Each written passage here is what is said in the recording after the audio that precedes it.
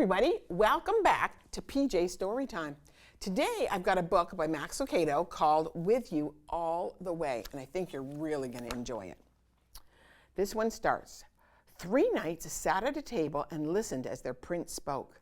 My father the king will give the hand of my sister to the first of you who can prove himself worthy.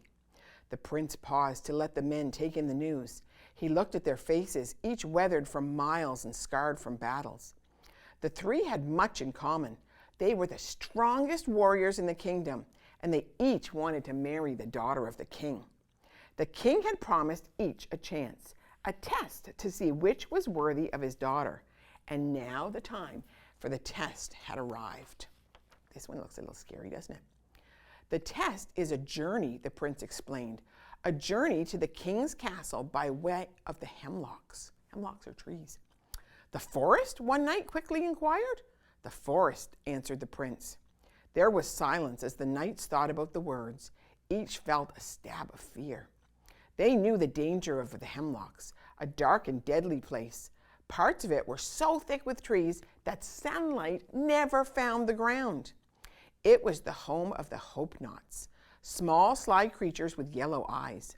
Hope-knots were not strong, but they were clever, and there were many of them. Some people believed that the hope-knots were lost travelers, changed by the darkness, but no one really knew for sure.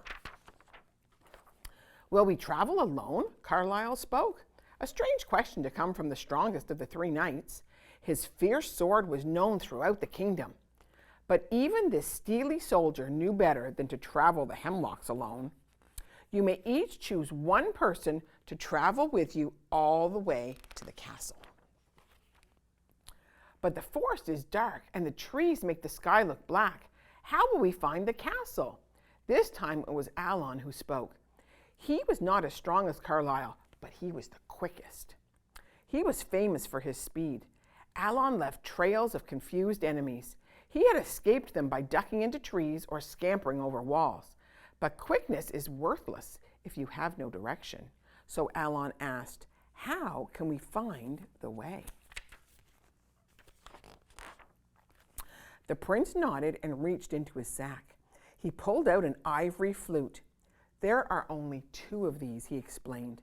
This one and another in the possession of the king. He put the instrument to his lips and played a soft, sweet song. Never had the knights heard such a soothing sound. My father's flute plays the same song. His song will guide you to the castle. How is that? Alon asked. 3 times a day, the king will play from the castle wall. Early in the morning, at noon, and again in the evening. You listen for him, follow his song, and you will find the castle. There's only one other flute like this one? Only one. And you and your father play the same music? Yes. This was Cassidon who was asking. Cassidon was known for his alertness. He saw what others missed. He knew the home of a traveler by the dirt on his boots. He knew the truth of a story by the eyes of the teller. He could tell the size of a marching army by the number of scattered birds in flight. Carlyle and Alon wondered why he had asked about the flute. It wouldn't be very long before they found out. Consider the danger of hemlock and choose wisely the one who will be with you on your journey, the prince cautioned. And so they did. The next morning, the 3 knights mounted their horses and entered Hemlock. Beside each rode the chosen companion. For the people in the king's castle, the days of waiting passed slowly. All knew of the test, and all wondered which knight would win the princess.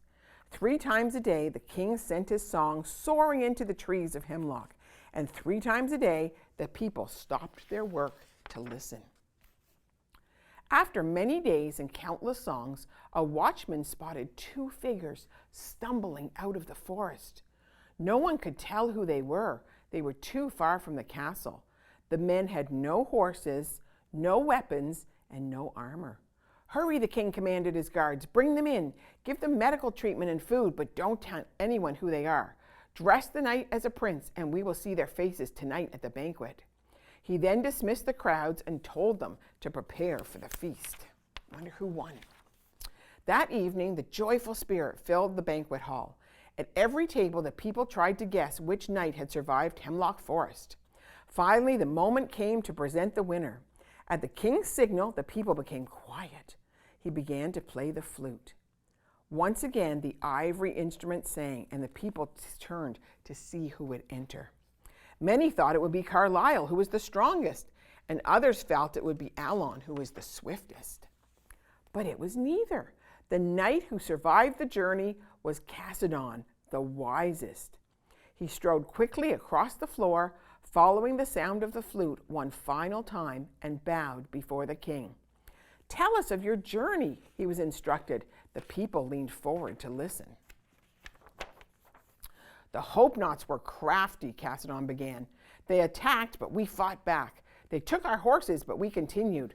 What nearly destroyed us, though, was something far worse." "What was that?" asked the princess. "They imitated."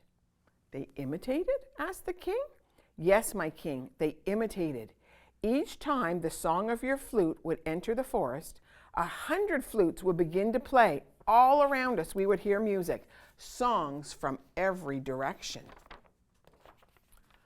"I do not know what became of Carlisle and Alon," he continued, "but I know the strength and the speed will not help